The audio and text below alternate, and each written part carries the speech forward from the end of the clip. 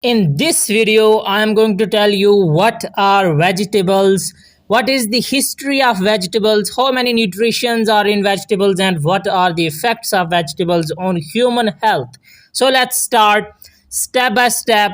Step number one. What are vegetables? My dears, vegetables are parts of plants that are consumed by humans or other animals as food.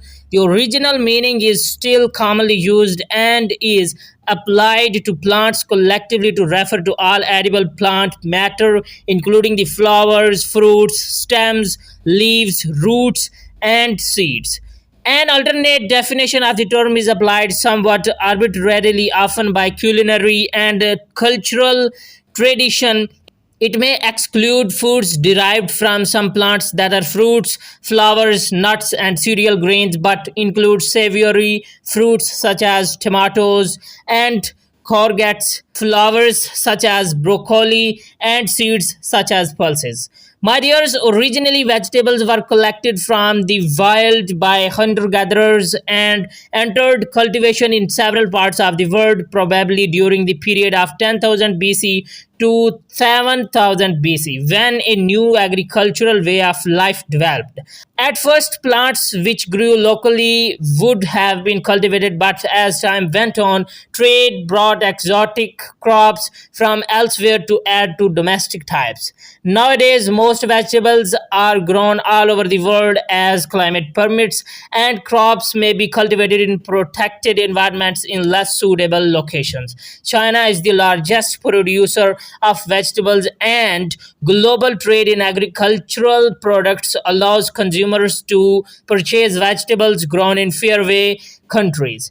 The scale of production varies from subsistence farmers supplying the needs of their family for food to agribusinesses with vast acreages of single product crops. Depending on the type of vegetable concerned, harvesting the crop is followed by grading, storing, processing, and marketing. Vegetables can be eaten either raw or cooked and play an important role in human nutrition, being mostly low in fat and carbohydrates but high in vitamins, minerals, and dietary fiber.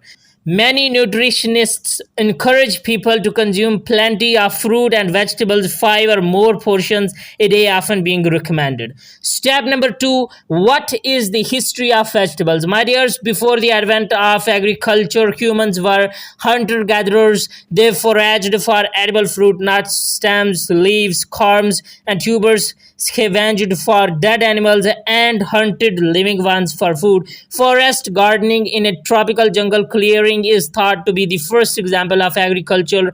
Useful plant species were identified and encouraged to grow while undesirable species were removed.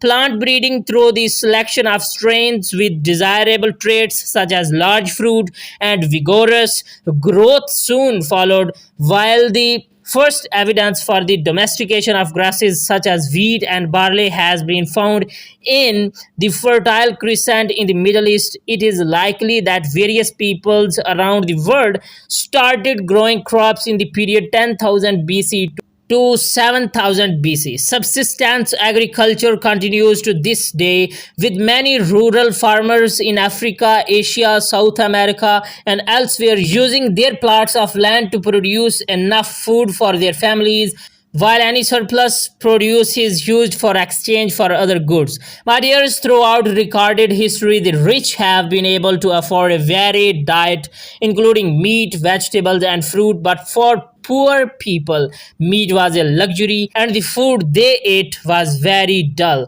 typically comprising mainly some staple product made from rice, rye, barley, wheat, millet, or maize.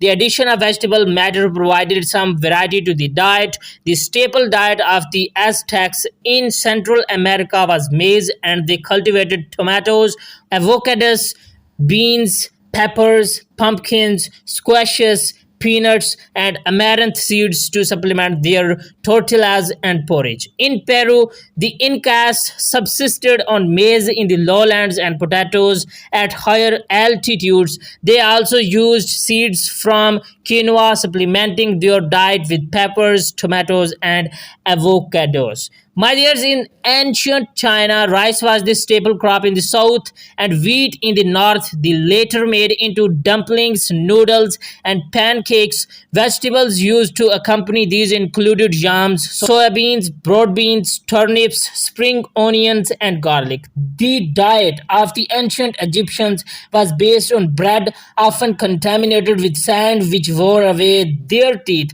Meat was a luxury, but fish was more plentiful. These were accompanied by a range of vegetables, including marrows, broad beans, lentils, onions, leeks, garlic, radishes, and lettuces. My dears, the mainstay of the ancient Greek diet was bread, and this was accompanied by goat's cheese, olives, figs, fish, and occasionally meat. The vegetables grown included onions, garlic, cabbages, melons, and lentils.